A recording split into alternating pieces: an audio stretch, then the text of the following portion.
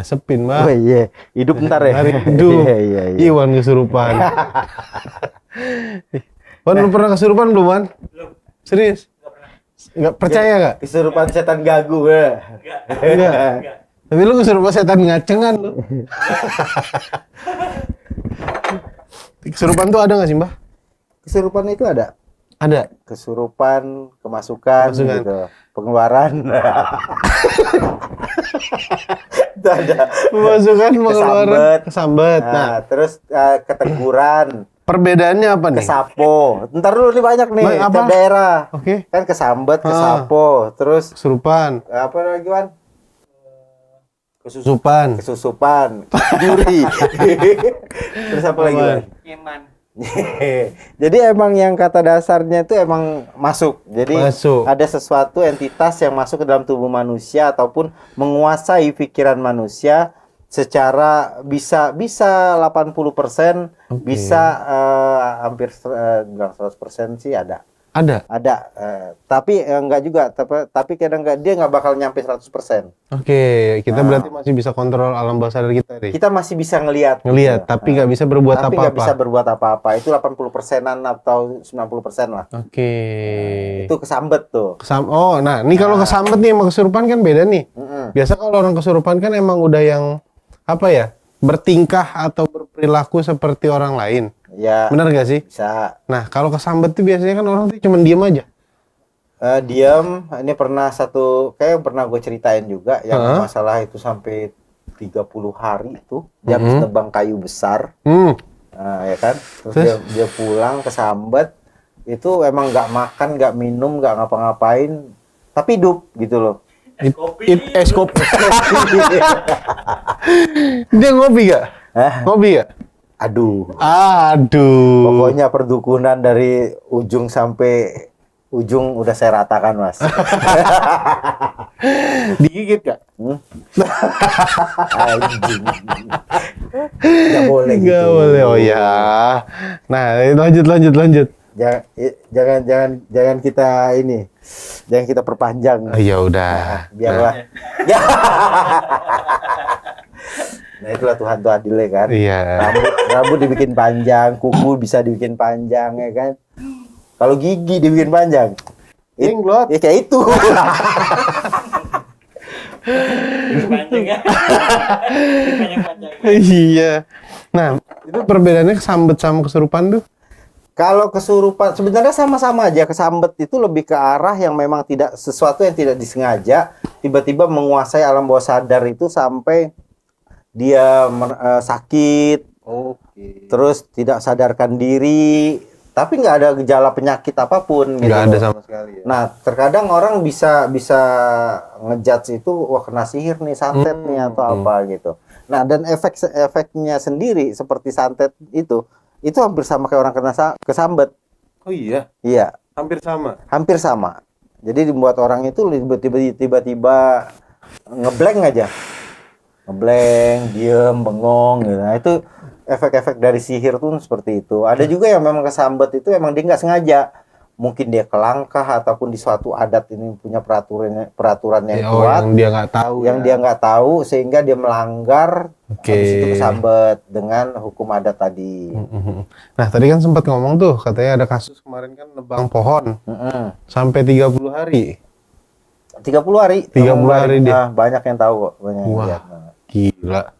Tapi dia nggak makan tuh? Nggak makan. Minum enggak? Disuapin, diapain itu tuh nolak atau kosong ya? Kosong. Jadi kosong. Ngebuka mata pun ngebuka tapi kayak kosong gitu. Nggak tidur pula ya? Kadang tidur. Tidur. Ada nanti dia bangun dia cuma melek gini doang lihat. Kayak ketakutan, terus tidur lagi. Linglung lah ya. Nah, Mbah, cara bedainnya orang kesurupan beneran sama enggak nih seru nih. Nah, ini seru. Nah, gimana nih? Jadi kesurupan yang beneran atau yang enggak itu sebenarnya macam-macam. Ada orang yang memang kesurupan itu untuk suatu action di dia public figure untuk di TV atau entertain lah jatuhnya ya. Dia harus berbuat seperti ini. Kalau misalkan ada teman kalian ataupun di lingkungan kalian kesurupan terus dia membuat sebuah gerakan ataupun sebuah itu bisa jadi sugesti ataupun dia sedang mencari perhatian. Tapi kebanyakan di zaman sekarang itu karena banyak tontonan-tontonan yang seperti itu, ya akhirnya itu orang, nah kalau dulu gini deh, kalau dulu itu ada kesurupan massal di sekolah. Ya itu sering banget dulu. Ya karena ke-triggernya itu mau ujian. Terus ada pelajaran yang dia tidak sukai gitu kan. Sehingga untuk itu ketakutan yang terlalu tinggi membuat dia hilang kesadaran, dan ada entitas goib yang memang benar-benar ini mendukung dengan suasana yang pas. Dia nangis, dia jerit, dia apa gitu. Tapi bisa orang tidak bisa bilang ini wah dia ketakutan, enggak. Pasti ada unsur ini gitu loh, unsur dari entitas gaib ini. Nah, itu skalanya tuh dari 1 sampai 100%. Di saat mereka kayak gitu tuh yang kayak kesurupan massal itu tingkat kesurupan itu berapa persen, Mbak? Kesurupannya itu paling ada 40%-an, 30%.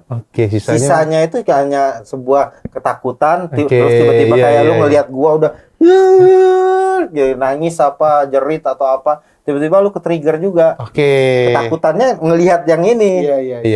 Dari ketakutan yang lebih tinggi itu ngebuat alam bawah sadar lu berpikir, wah, gua nggak kuat nih. Dan didukung sama entitas sekitar ya. Betul. Oke. Nah, sering juga kan terjadi nih di bioskop, Mbak.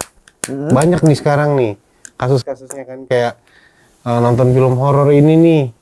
Tiba-tiba secara psikologi sih emang mereka itu ketakutan. Jadi ketakutan yang terlalu tinggi yang membuat mereka membuat sebuah gambaran-gambaran dan merasakan memang berarti film ini berhasil memberikan efek ketakutannya itu kepada penontonnya gitu loh. Nah itu yang akhirnya dia ngerasain kayak bener-bener hantu itu tuh datang ke diri dia. Dan dia membuat suatu gerakan yang memang menyerupai sosok di film ini. Nah gitu. Ada juga yang mungkin sebagian kayak kita tarik lagi ke belakang kemarin ini, ada yang kesurupan, dia menceritakan sebuah kisah tentang kecelakaan, tragedi. Nah itu bisa dibilang seseorang ini menyimpan suatu rahasia, yang sehingga rahasia ini dia tidak bisa ungkapkan dengan secara sadar ya. Iya, tapi dia tuh pengen lemes gitu loh. Gitu, pengen bocorin nih. Oh ini dong. Tapi dia masih tahan ya, akhirnya dikeluarkannya dengan cara seperti itu. Dan apalagi didukung juga nih orang emang lemah psikisnya. Gitu. Jadi kalau orang betul. Makanya banyak juga kan penelusuran yang memang pakai mediator seperti itu. Ini juga sering dilakukan untuk menarik sebuah energi entitas yang ada di sana dimasukkan ke dalam tubuh ini terus ditanya-tanyain. Itu akurasinya bisa dari skala 1 sampai 100 lah. Ya 60 lah. 60% lah ya. Bisa dipercaya ataupun yang sisanya kita tinggal mencernanya pakai logika. Jangan ditelan mentah-mentah lah. Karena kan ada yang namanya sejarah, ada yang namanya mitos, ada yang namanya legenda kan itu. Ada yang nama karisma, ada supra. Legenda bener lagi. Supra. Jadi emang harus benar-benar dicek dulu secara sejarahnya emang ada tertulis nggak apa yang disampaikan dia cocok nggak gitu. Terus dari cerita-cerita legendanya, terus mitos-mitos dari mulut ke mulutnya, benar nggak, sesuai nggak. Terus penyampaian juga perlu dicek juga. Kalau ini memang benar-benar cocok nih, valid nih sama ininya, bisa jadi dia kesurupan beneran. Nah, terus bisa ngeceknya juga itu kalau dulu itu kan kita kesurupan itu dites tuh. Dipencet, diapain lah. Titik-titik yang sakit itu dites. Bahkan ada pernah temen gua itu sampai dikasih cabe level almarhum sih temennya Iwan. Dikasih tes pakai cabe yang memang levelnya itu level berapa paling ini. Jadi di challenge.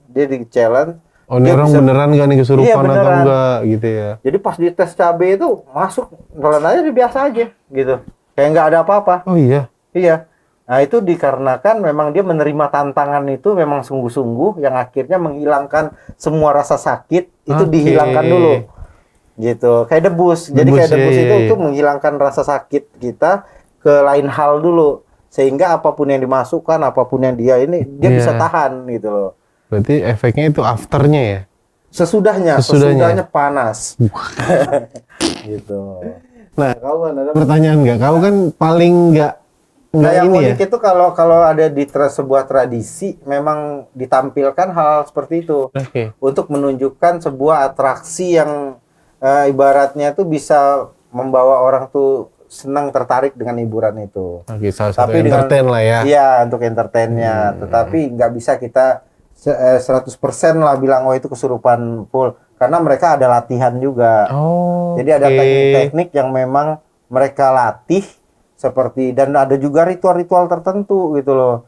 Jadi nggak bisa kesurupan nih teman kita coba kesurupan, dia kesurupan nih, terus kita gorok-gorok ya kan, nggak bisa karena itu butuh latihan, butuh pengisian juga doa-doa tertentu dan memang makanya satu guru satu ilmu dilarang mengganggu. Oh, iya, Gitu. iya, iya, Jadi iya. setiap keilmuan pasti ada kelemahan, setiap ada penyakit pasti ada obatnya gitu. Gimana Wan? Ada pertanyaan dari Luan tentang kesurupan? Lu kan paling nggak percaya nih.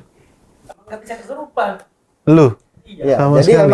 emang nggak semua fair. Jadi nggak semua orang tuh bisa kesurupan. Oke. Jadi emang harus orang-orang tertentu. Jadi kalau orang bilang, wah bisa nih dimasukin, bisa nih jadi mediator, nggak bisa. Gak bisa sembarangan ya? Nggak bisa, kecuali emang untuk entertain ya bisa-bisa aja. Settingan Gitu. ya paham buat hiburan. Jadi emang untuk kesurupan ini memang butuh wadah yang memang benar-benar orang ini memang sudah terlatih di bidang itu ataupun dia memang sudah punya trauma di masa kecil, pernah kesambet atau apa gitu, itu bisa. Nah, secara apa tuh? Untuk efek sampingnya nih, efek samping dari kesurupan tuh apa Mbak? Efek samping orang yang terlalu Sering ya. Nah, kesurupan itu bisa apa ya? Bengong, bego apa ya? Kosong ya? Iya, kayak orang kosong. Jadi kebanyakan kosong ya karena gini. Kalau kita tarik lagi kan memang berbicaranya jin itu kan memang masuk ke dalam manusia itu melalui pikiran, hati, pendengaran. Oh iya. Jadi terlalu sering dikuasai oleh bangsa jin itu ngebuat alam bawah sadar kita, psikis kita pun terganggu. Oke. Sehingga kita pun kayak apa ya nggak bisa kontrol diri kita sebenarnya. Punya dua kepribadian yang ganda. Banyak gitu ya. Bukan cuma dua, banyak kepribadian. Makanya butuhnya kalau di apa di agama-agama itu ada pembersihannya, Iya, ada iya. tradisi apa seperti ruatan sengkolo, Ruatan. pembersihan, terus dipagerin lagi, tetap lagi apapun yang dibersihkan, apapun yang dipagarin kalau tidak balik ke orangnya ini menyadari, tingkat kesadarannya tidak dinaikkan, susah. Nggak bakal berhasil Nggak ya? bakal berhasil. Jadi intinya itu poin paling penting adalah di mana orang ini memang harus benar-benar disadarkan dulu. Oke. Diberikan sebuah wawasan, diberikan sebuah edukasi ya. yang memang ini bisa menuntun dia keluar dari apa ya kekosongannya, ya. kosongan hati, pikiran itu semuanya itu diisi dulu, dicari dulu jalan keluarnya. Apa yang membuat nge-trigger dia itu gampang banget kesurupan, gitu. Oke. Banyak kasus-kasus ini yang memang dulunya gue masih pegang. Kayak kesurupan nih, misalnya istri kesurupan terus. Ya. Yang akhirnya begitu kita hipnoterapi dan kita pelajari lagi usul-usul Asalnya kenapa itu nih semuanya. kayak gini ya? Ternyata dia ini masih penasaran sama suaminya ini. Atau ada rasa sakit hati sama orang tuanya, ada yang dari ini yang akhirnya itu dipendem. Dia tuh sebenarnya pengen balik kampung gitu loh. Jadi dia selalu masuknya itu katanya ibunya gitu. Jadi punya satu masalah yang nggak bisa diungkapkan Yes. secara sadar, akhirnya dia memilih kayak mungkin dengan cara gua kesurupan gua bisa bebas ngungkapin. Karena nggak pede gitu. Iya. Ada orang yang seperti itu, dia nggak pede untuk menyampaikan suatu hal itu langsung ke orangnya. Jadi dia memberikan seperti itu. Ada juga yang dia mencari perhatian. Jadi gini aja ngetesnya tuh, misalkan orang kesurupan, lu masukin aja kamar kunci. Kalau dia Ntar juga ngamuk, capek tidur. capek tidur sendiri ya pasti ya. Karena emang kan yang dikuasainya itu kayak gitu. Kecuali itu sudah membuat dia tidak bisa bergerak sama sekali. Oh kaku lu. Kaku, terus memang itu udah berhari-hari berlarut dia bisa tahan, itu baru kesambet. Nah, kan ada beberapa kasus nih Mbak. Ya. kayak orang kesurupan terus dia tuh nggak bisa balik lagi. Oke. Dan itu sampai benar nggak sih sampai menyebabkan kematian fatal lah seenggaknya. Pernah berapa kali yang seperti itu. Oh iya. Jadi dia itu kayak apa ya? Sama lu juga pernah kita ke sana. Oh iya ingat. Iya kan? Bener. Yang daerah Jawa Barat. Jawa Barat ya. Nah, itu memang benar-benar dia tuh sukmanya tuh ada apa ya? Ada di sini nih pikirannya gitu loh. Raganya di sini kosong sampai diinfus, sampai dimasukin selang, sampai dia apa gitu kan, dan dia koma gitu dan tidak ada indikasi sakit apapun, diperiksa sampai tulang sumsum pun semuanya bersih cairannya. Iya. Nah, itu emang benar-benar yang namanya emang ketinggalan gitu. Ya. Nah, tapi bukan nyawa ya. Kalau nyawa ketinggalan udah mati dia. Mati, gitu. Berarti jadi sukma alam pikirannya, alam kesadarannya itu semuanya tuh ada di sana. Tapi itu fatal nggak? Bisa mengakibatkan fatal nggak? Bisa mengakibatkan kematian jika itu terlalu lama dibiarkan. Makanya ada ritual tertentu ataupun kan kita udah mencoba yang akhirnya itu cuma butuh sosok orang tuanya ataupun orang yang terdekat sama dia ada di sana menyentuh dan memang memberikan energi positif seperti mengantarkan cerita tentang masa kecil, pulanglah yuk untuk kita menarik gini. kembali ya. Untuk menarik kembali alam bawah sadarnya tadi. Terus adanya ritual-ritual tertentu ataupun seperti di ruqyah ataupun di ruwat ataupun di pakai acara lainnya, pensucian atau apa ya, itu penting untuk dilakukan untuk menarik kembali kesadaran dari manusianya ini. Karena kan energi dari ayat, energi dari doa-doa itu kan mempunyai energi positif yang dimana itu bisa menghancurkan dari energi-energi negatif yang ada di dalam tubuh manusia ini gitu. Makanya kalau kita bercerita tentang air, satu ucapan aja yang kita ucapan kasar ataupun kebencian kita ucapkan ke air, molekul dari air ini sendiri akan berubah. Gitu. Iya, benar-benar pernah tahu. Ya, ada 7 molekul yang akan berubah sifatnya di saat apapun yang kita hantarkan itu melalui perantara air. Itu bisa dicek langsung secara metafisika ataupun secara teori. Oke, berarti kalau untuk mengatasi, maksudnya kayak gimana caranya agar kita nggak gampang kesurupan segala macam itu gimana, Mbah? Pesan-pesan dari kayak gini sendiri nih. Kalau pesan-pesan dari gua ya biar orang nggak gampang kesurupan ataupun kesambet lah. Kecuali memang dia mau acting cari perhatian. Oke, caper. Ya. Nih kalau kesambet atau apa ya mungkin Iwan bilang dia tidak pernah namanya kesurupan ataupun kesambat. Tetapi dia pernah ngerasain tiba-tiba pulang itu pegel, sini berasa panas. Ternyata dia habis makan tongseng kambing.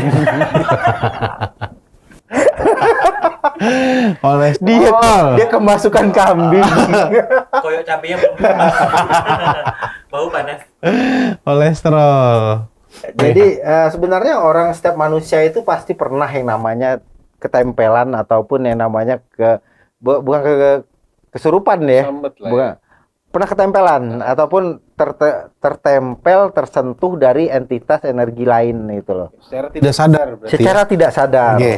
Ataupun yang sering kayak dicubit apa itu kan salah satu benturan dari energi itu sendiri.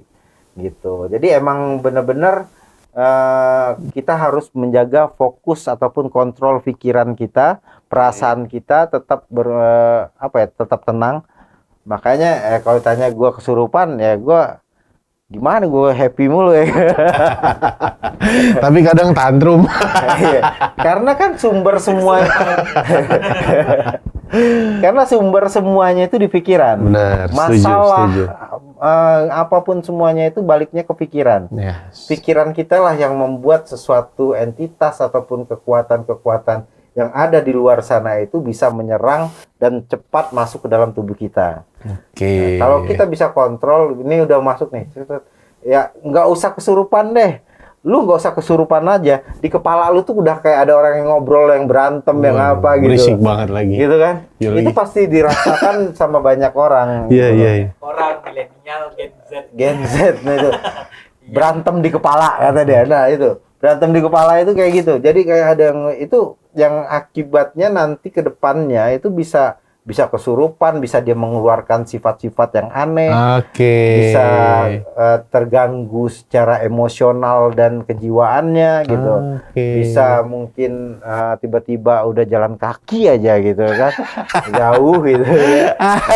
Jadi emang harus benar-benar di mana kita saat mempunyai satu masalah butuh teman cerita. Itulah butuh untuk kalian. Kalau cewek kan udah pasti gampang nyari teman cerita kan. Kalau laki-laki kan mungkin ada yang namanya gua gengsi nih mau cerita masalah gua gini-gini. Nah, itulah gunanya ada gua di sini untuk membuka sesi konsultasi. Untuk menceritakan semuanya dan solusi dari masalah itu nggak semuanya ritual. Nggak semuanya. Ada yang memang bisa gua pecahin secara logika. Betul, secara logika. Iya. Nah, itu gunanya kita belajar secara teori dan ini semuanya psikologi itu untuk mencari masalah itu. Tapi terkadang kita udah kasih solusi nih. Ini solusi lu kayak gini-gini nih. Udah laki yang cepat aja lah. Maunya instan ya.